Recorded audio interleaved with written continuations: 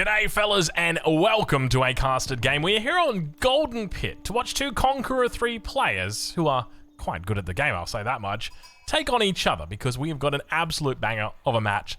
These two guys are both preparing for the next S tier Age of Empires 4 event. So undoubtedly, this is going to be a good game. Let's get to it, ladies and gentlemen. Spawning on the south side of the map in the color blue, playing as the Ottomans. But you didn't. Well, I tried to, but... well, yeah, that's a good point. And on the north side of the map in the color orange, playing as the Order of the Dragon, it's Wham01. Ladies and gentlemen, welcome to a caster game. If you're enjoying this content, make sure you go ahead and hit that like button. It really helps out with the traction of the videos. And let's get to it. We've got ourselves a fun matchup right here. We've got But You Didn't on the Ottomans. Now, I don't actually know who this is, but I suspect it's probably like Ice Age, maybe. If you're unfamiliar with him, he did a really good build order opening for the Abbasid dynasty quite a while ago, maybe about a year ago. We saw coming from him because it just seems to be around the same rating, that sort of thing, and that always is a bit of an indication when you look at somebody what their rating is, because if like as an example, rating and win rate are always really good to determine Smurf accounts, and I'm pretty sure this is a Smurf account, but maybe it's not, because they've been Conqueror 3 every single season since the inception of Age of Empires 4 ranks. Maybe it's just a very consistent Smurf. You never know. Anyway, let's get to it, because we've got ourselves Order of the Dragon in this game. And as you guys will know, this civilization, it's been a bit interesting. Obviously, when it started, the Order of the Dragon, when this most recent expansion came out, the Order of the Dragon wasn't the hottest, wasn't the flashiest civilization, a little bit slow, a little bit... well, things just weren't working that well for it, but there's been a couple of buffs that have come through for them. Got an extra bit of wood to start with, extra couple bit of percentage points of gather rate on their villages, and what do you know, you've got an actual workable civilization. Your landmark's still absolutely dog shit, which, you know, the Arkan Chapel, I mean, 10% gather rate is just hilarious. I feel like even if they buff that to like 15 or 20%, I don't know, 15%, would you use it? Probably not. That's like an upgrade, right? Not really, because it's limited to how many vills you can actually have on it as well. Maybe 20%, maybe 20%. It's really strange though. I genuinely feel like when it comes to the way that... it's not even the way that devs balance the landmarks. It's just the way that they are. There is like this tiny... I don't even know how to say it, but there's like an edge, right? And once you get over that edge, that's just it. That landmark becomes the go-to landmark. Like, you look at the Rus as an example. After they made that single little change with the Kremlin, it wasn't that little. They gave them like access to gremlins. No one ever made the Golden Gate again. The Golden Gate was already an S tier landmark, and they just gave them like an S plus tier landmark in the form of the Kremlin. And I think with the Order of the Dragon, like, the Minework Palace is good, but one of the things to note is, like, even if you were to buff the Arkan Chapel, all that you're going to do is just make people not want to play the Minework anymore, and everyone's just going to go the Arkan, and it's just going to be like, it'll just split back the other way, and you never make Drongo happy. You'll never make Drongo happy at the end of the day. That's just it. But have a look at this. I think we've got a second town center coming down. I've talked about it before. I'll talk about it again today. When it comes to second town centers, the Order of the Dragon excel at going for that second TC, just from a facts perspective. You guys, I know you guys like facts. Facts. Let me do my best Ben Shapiro voice. Facts. That's about it. Probably a little bit more whiny. Facts. That was good. That was good. All right. So I'll hit you with some facts. Number one, you can only put 15 vills inside a town center. You can only put 7 vills inside a secondary TC. Okay, but Order of the Dragon villages, not only do they gather faster, they're also stronger, which means that when they get textiles, they get that extra little bit of buffer as well. And it just means that when you're on the defensive, having those extra villagers, those extra villager health, it can make the difference between losing a villager or keeping a villager.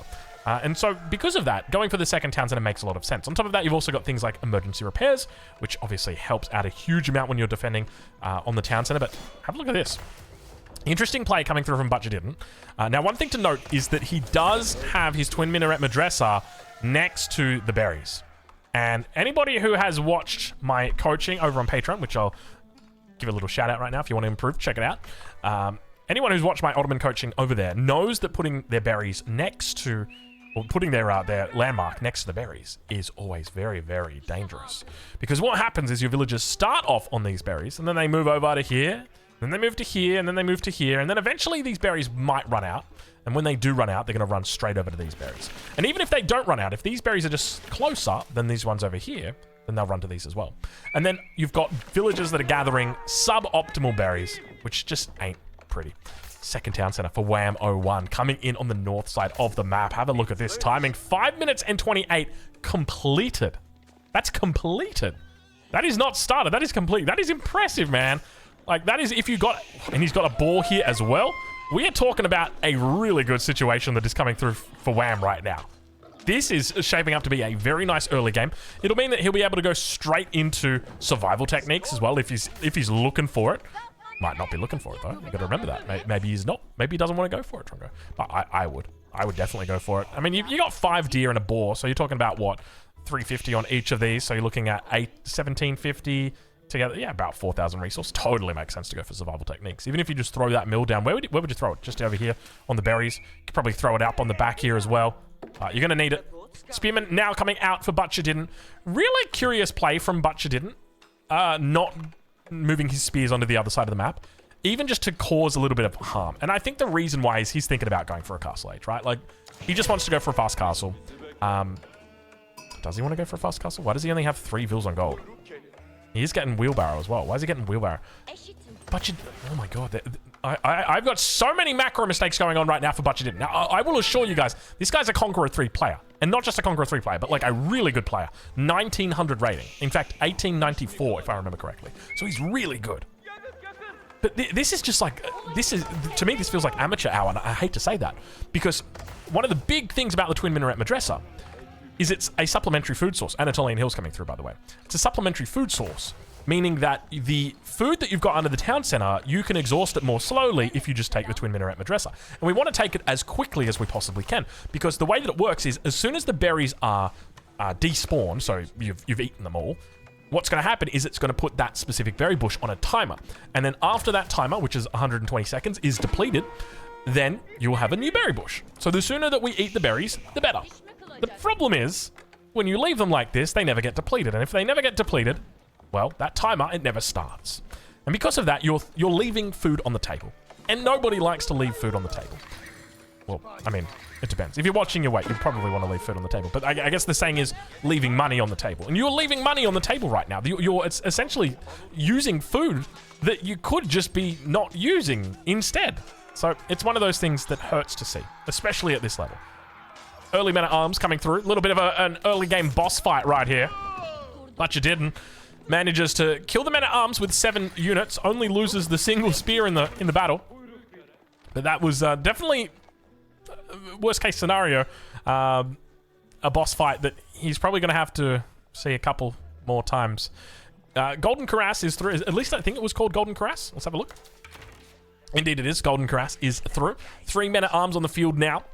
So expect Butcher Didn't. I mean, for me, the best choice here when you're playing up against an Ottoman player like this, or Ottoman player, a Order of the Dragon player like this, is to head towards that Castle Age. Just simply because you can go there, secure relics, and you've got access to the crossbow. The crossbow is really, really key here. And one of the things Butcher Didn't should be looking to do here is that Imperial Age timing, because the Ottomans, like the Order of the Dragon, once they get to Imperial Age, things are going very well for them. But maybe Butcher Didn't is thinking a few steps ahead, right? Let's say I get to Imperial Age. Wham gets to Imperial Age. We're both Imperial Age. I got my Great Bombards out. He's got his Culverin. Exactly, Culverin, because he's Order of the Dragon, and they get Culverin for some reason. They get Culverin. Now what do you do? That's a tough cookie to crack. I don't know about that one. Anyway, Sipahi now going to be coming through. Going to pop their fortitude. Indeed they do. Manages to take out one of the villagers underneath the outpost, denying it from getting up. Have a look at this. Burgrave Palace now coming online. We were just talking about the importance of getting Castle Age in this matchup, especially for the Ottomans. They really want to get there.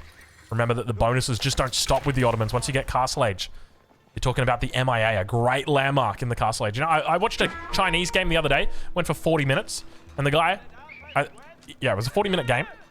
The Chinese player never made a single unit out of his out of his astronomical clock tower. And you compare that to the Ottoman landmark, which just gives you free shit. It's like, man, it is such a good landmark. Anyway, second villager about to go down. There it goes. And now you're in a little bit of a dilly of a pickle. He's got 5 vills in here. Could look to pop them out and get that Burgrave working, but I think he's just trying to keep these villagers alive. Plenty of villagers inside the town center. Unfortunately, doesn't really have anywhere to run. No textiles through just yet. In fact, he's researching it right now. 5 seconds to go. The vills have been decided. He's decided he's just going to stick to it. More units now coming in. It's going to be the meta that's going to be running in at full speed. Needs to get the Burgrave up. 10 minutes and 30 seconds. You must rush it up. This whole time, villagers were sitting inside the town center, and now they're going to start to get picked off. An extra little bit of health. It's not 25 health. It's 25% health. I don't know how that works, but it's more than what it says on the box. There you go. Classic Age of Empires. And now the Burgrave is up, ladies and gentlemen. It is time. Begin the printing, he says. Now, I will say, Wham's lost a lot of villagers here. He's on 34 vills compared to his opponent's 38. Now, there's a couple caveats in that. Number 1, these are Order of the Dragon vills, so they're slightly stronger. Number 2, he managed to get to Castle Age and didn't lose more than 9 vills. Gosh, 9 woe. That is so many vills. God, that's a lot. But you're on 2 TC, right? Like, that's the silver lining. We're on 2 TC. It's gonna be okay. We were buying time. Look at this thing, dude. Look at this beast. Look at this boss fight. 230 health. These men at arms are actually legit, man. They're so slow, though. Look at them go, man. Oh, you hate to see it. They just need that extra little bit of movement speed that the Holy Roman Empire actually get. That would be nice, man. Wouldn't that be nice? But not today. Not today. Villagers jump inside the town center. Going to be able to keep them alive. Springwood emplacement. Expect it through shortly. He's got 100. No, never mind. I was looking at the wrong player. But now, Byzantines got a whole bunch of units that are, for all intents and purposes, useless if they're focusing down these men-at-arms. A single men-at-arms just going to be slowly whacking away at this massive archers. Meanwhile, on the defense, seems like the MIA will be coming down. Byzantines making the right choice to finally reach the Castle Age. The only problem I've got with this is it's about 3 minutes too late. Normally, you know, I feel like dabbling in just a handful of units is fine. This is the right call. This is actually the correct call when it comes to using these archers. This is the only thing that they're good at right now. In fact, for pretty much the rest of this game, this is the only use for these archers. So well done. He managed, I think he got 2 more vills on top of it. So not bad, getting 2 more vills, which is pretty good. So he's taken out 11 workers so far. Meanwhile, MIA will come up. Castle Age is through. And Byzantines has looked to begin assembling the pieces of his Exodia. He's got 4 of the pieces at the moment. 5th one about to be added in shortly. Expect we will see that 4th military school coming through shortly. But the men-at-arms now jumping inside the town center. Or rather, forcing villagers to jump inside the town center. Villagers, gotta be careful. Once again, on the hunt, those archers. And Vill's just gonna make a run for it. Crossbows, are they coming through? There they are. Should have switched all of these over onto crossbows. He has indeed. They're all going over to crossbows now, which is definitely the right call. Crossbows in this matchup make a lot of sense. They love to go for their big, heavy, armored units. So naturally, crossbows are just going to be the magic unit in this situation. All the archers do go down on that top side, and it looks like Wham will manage to take 2 villagers off his opponent. Now becomes the sticky side of things. Relics. Relics, relics, relics. Now remember here in this situation, Wham's not that focused on relics. He's got 1 prelate out, and that's it. And that prelate currently, I think he's just chilling out. Is there an ice cream somewhere? He's licking it. Nope, doesn't seem like it. I don't know where that prelate is. He's not. Well, yo, what are those sacred sites? We didn't even talk about that.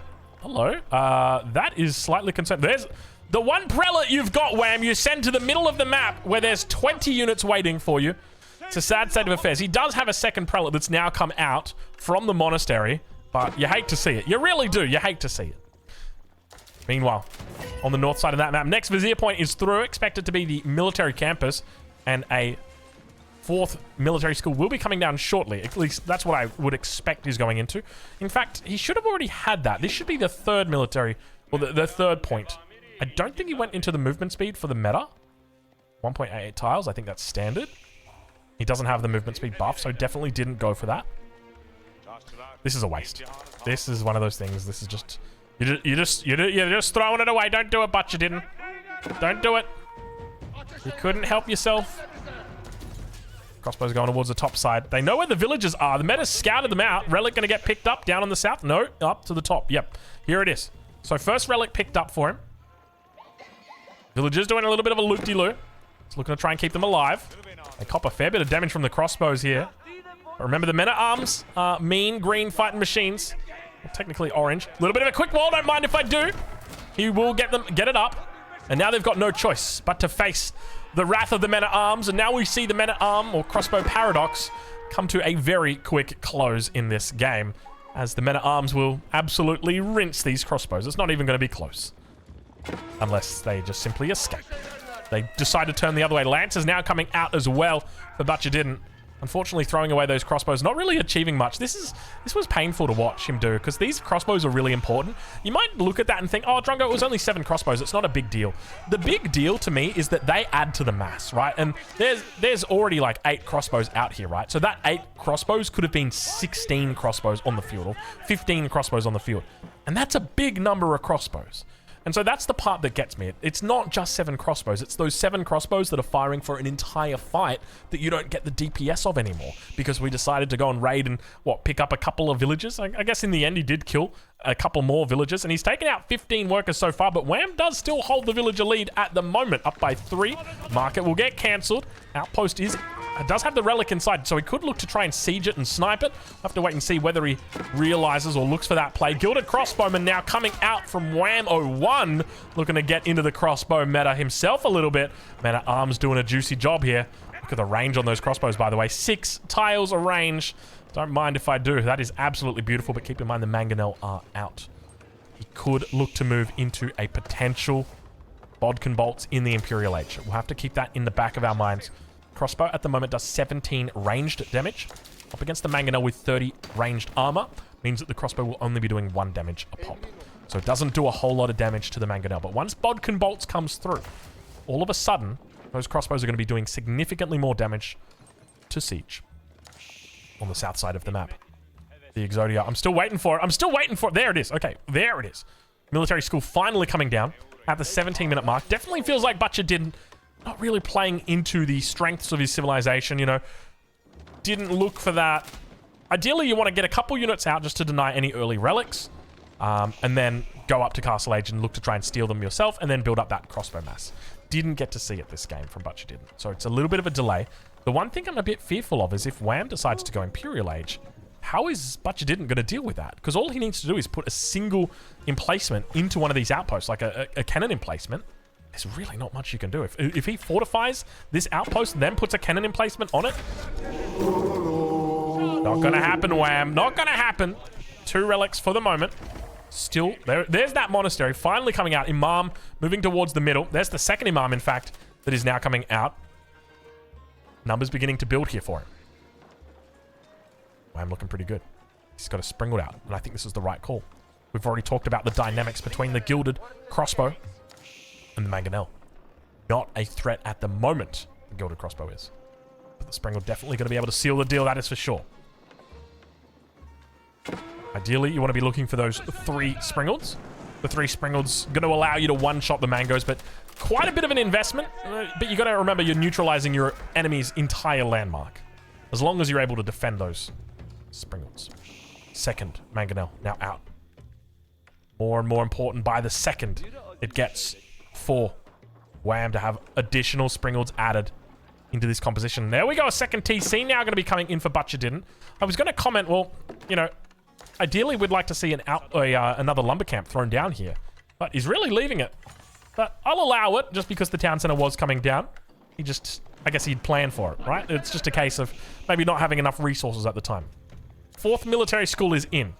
It's a whole bunch of lances that he's going to be making. So he has actually switched this over and gone into Advanced Academy, which has definitely fallen off in popularity. I remember back in the good old days, Advanced Academy, which allows, it's a vizier point, which allows you to train Janissaries as well as Lancers. Oh, a little bit of a micro mistake coming out from, why are they, oh, it's not a micro mistake. He's only just put 4 crossbows up there. The rest of them have come back. Look at this mass. But yeah, back in the day, it used to be a really, really strong vizier point.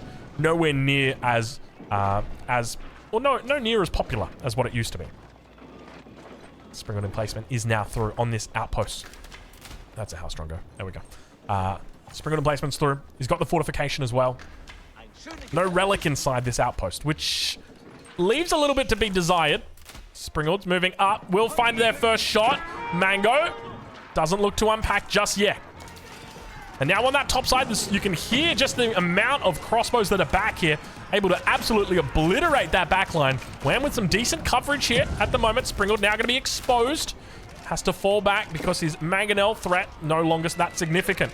Crossbows up against crossbows. Never thought I'd see the day, but here we are. Men at arms now towards the front. Mango's going to be getting off a little bit of damage on them. The crossbow numbers very, very favorable at the moment for Byzantines. Keep in mind that on the other side, we do have the gilded crossbow. Not just your average crossbow, but a gilded crossbow. A little bit more range, a little bit more damage, a little bit more health. All the good stuff. Mango shot once again. Sprinkled out here. Looking to help out a bit. Meta going to go down. Reduce that attack speed down. Slowly but steadily, the numbers get whittled down for Byzantines. It definitely feels like when it comes to these fights, it's almost like he is consistently overextending, because it feels like he is overstaying his welcome right now, and does the right thing, does fall back. That fight is not a good fight to take, because remember that when you're fighting into your opponent's base like that, initially the reinforcements aren't significant, but as the numbers dwindle, as they fall, and as you're only talking about 8 or 9 units, those reinforcements start making up a really decent chunk of those armies. And so because of that, the reinforcers or the defender's advantage continues to rise. First sacred site of the game taken. Second sacred site very close by, which I will say. Normally on this map, it is split. But for some reason today, we got ourselves a little bit of a cheeky sacred site on the south side that have doubled up. Now, why is that a bad thing? You might be wondering. Well, you just got your answer. It's because it's much easier to defend sacred sites when they're together. This is something that we learned from Outback Octagon. 2 words I've seen a lot on my channel lately. I wish I had good news for you guys, but the reality is I'm just getting... What's the word? I'm just getting ghosted by Microsoft. Oh gosh, it's terrible. I've got... I mean, I probably shouldn't say because it's, you know, it's private, but yeah, it's not looking good. Anyway, anyway. Oh gosh, you hate to see it, you know? I'd love to have another Outback Octagon. I'd love to have Wham in the ring once again, vying with his brother, Puppy Paw. Actually, now that I think about it, maybe we won't invite those guys next time. You guys remember what happened last time? Phew! Jeez Louise. These 2 guys. We got to make sure these guys are sitting in different states. So we'll start with that. Then we might think about countries. Keep now coming down in the middle for Wham. Aggressive Keep, especially considering he doesn't really have a lot of presence out here in the first place. But yes, unfortunately, I can't really give you much of an update on Outback Octagon other than saying, look, at this stage, probably not going to be going ahead in the foreseeable future. But I don't know. Maybe if you guys scream loud enough, it'll happen. Look, I've been doing my best. Nothing at all. Crickets. Anyway, we'll check in with Byzantines and see how he's doing. I'm trying to think of a way that we can use his name in a pun, but I didn't. But I didn't. But yeah, it's tough. How do you do that? It's a bit tough. Anyway, both looking to secure up the center. Keeps coming down on the offensive sides of their respective golds. 188 gold. 870 gold. Leaving it a bit late, fellas. But the keeps will come down. Plenty of siege here. You got to be careful. Look where he's choosing to fight, right next to the gold vein. Extra careful right now, but you didn't. Well, extra careful. Wham, have a look at the number. Hold the horses. Where is Wham's army? It says he's got 76 plus 9 military population. Is this it? Is that it? I feel like for the Ottomans, they've got way more, and they're barely running anywhere near as much as Wham's running. There's got to be something hiding somewhere. Have you left like 14 prelates in the back that I just don't know about? Is that what it is? Could be. It could be. It's shaping up that way. Outpost gets thrown down. Keep. I think if he brings up a relic into this outpost, sprinkled in placement through, he'll be able to deny this gold. But the keep, it'll get taken down. The mangoes are just too strong. Meanwhile, towards that top side, have a look at this. The infantry chasing. But he hasn't brought everything. Oh, the knights. They're going to peel off. He sees the crossbows. He brings the reinforcements back up just in case. Meanwhile, towards that center, the keep does come up. For Butcher didn't. Wham now looking. Probing. No longer. And for now, I don't know why I think there's a unit here. It's a mill, I know that, but I keep coming back up here to check what it is. But I guess I should know it's a mill. Anyway, it looks like a man-at-arms has decided he's just going to... How did the men-at-arms get in? How did the men-at-arms get in?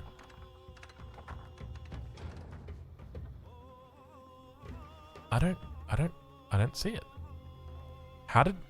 Someone back up that replay for me. Leave it in the comments, please. Let me know. How did that man-at-arms get in? Was there a hole in the gate? Like, did he build this? I don't even know. I genuinely don't know. That looks sealed to me. Whoa, he's got it at like one little tick. The imams. Oh, the imams! He can just keep him there forever. He doesn't mind. He's collecting the gold. Oh, wow. Elsbach Palace. Elsbach Palace. Oh, no. Oh, no. It's coming online. You know we're going to get a picture of this one, ladies and gentlemen. It's time for the Elsbach Palace to rise. Rise, my Elsbach. You really got to get your tongue into that one. Elsbach. It's getting up there. I feel like I'm speaking Farsi when I'm speaking Elsbach. It's getting in there. Emergency repairs. Yet to be seen. Yet to be propagated out here. Throw that TC down. Wham. Don't leave it too late.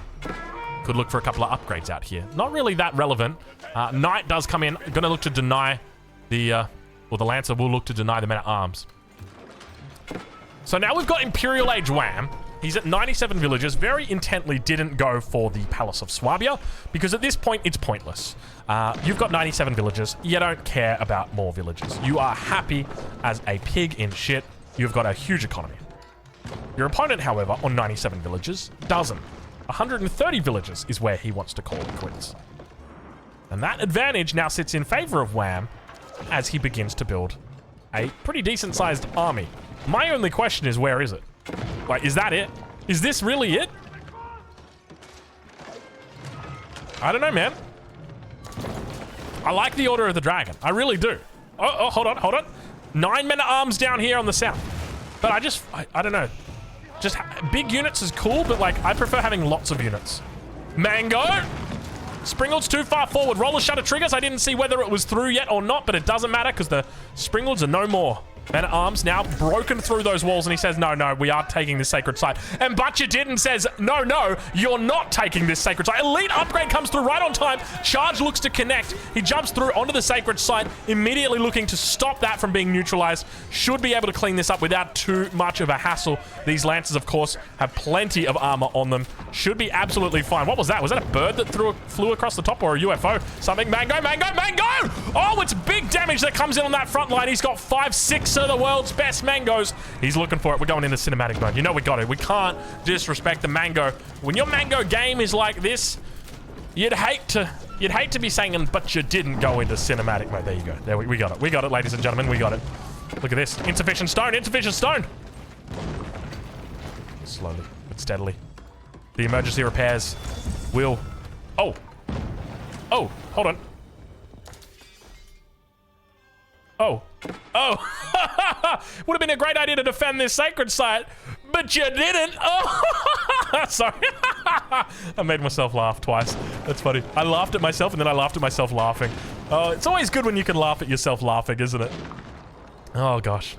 We have fun. Yeah, we have fun. All right. Well, we're going to get out of cinematic mode because it was looking good for a little bit there, but like a teenager with a cell phone, the two contestants backed away from each other. Give me a second here. I gotta grab myself a little bit of a drink. Gosh, don't fight right now, guys. I'm taking a quick drink break. And for anybody playing along at home, yes, I did have to screw off the lid of my drink bottle. My damn wife. All right, pushing up. Wham, looking for it. It says he's got a big military. I don't know. I've had a look. It doesn't look that big to me. Still firing off at the keeper. Looks like we're about to have emergency repairs coming through shortly. Culverin, decent shot. Still not one-shotting out those mangonels, though. Keep that in mind. Well, that one went down on the first try. Bodkin bolts. I don't know if it's through. Let's quickly check.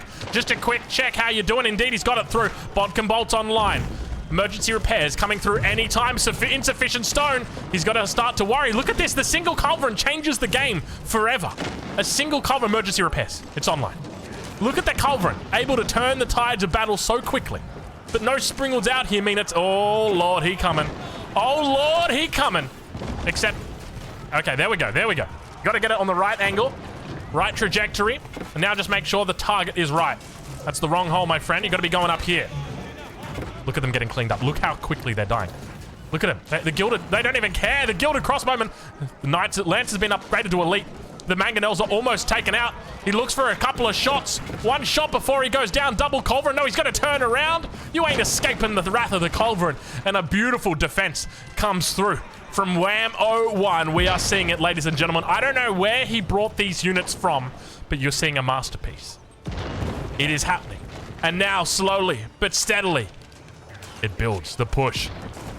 The bombard begins to take out the keep. Once it falls, the gold is gone.